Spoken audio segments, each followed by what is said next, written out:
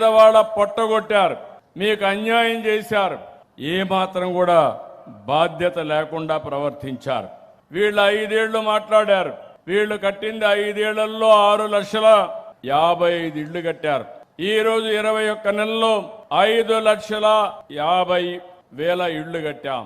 మళ్ళీ ఇంకొక పక్క మీరు చూస్తే రేపు రాబోయే రోజుల్లో ఇంకొక 4,50,000 కట్టి దగ్గర 10 లక్షల ఇండ్లు ఈ డిసెంబర్ లోపల పూర్తి చేసే బాధ్యత మాదని మరొకసారి హామీ ఇస్తున్నా. 2,73,000 మంది పేదవాళ్ళు ఇల్లు కట్టుకుంటే వాళ్లకు డబ్బులు ఇవ్వకుండా 920 కోట్ల రూపాయలు ఎగ్గొట్టే పరిస్థితికి వచ్చారు.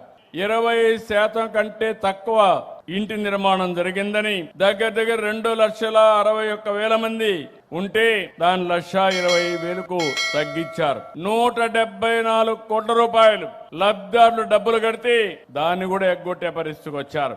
ఆ విషయం నారాయణ గారు తీసుకొస్తే నా దృష్టికి ఈ నెలలోనే 174 కోట్లు 82,000 మందికి మీ అకౌంట్లో వేసే బాధ్యత, మీకిచ్చే బాధ్యత ఈ ప్రభుత్వం తీసుకుంటున్నామని చెప్పి కూడా నేను మీకు తెలియజేస్తున్నా. 2029కి అందరికి ఇళ్లు ఇవ్వాలి.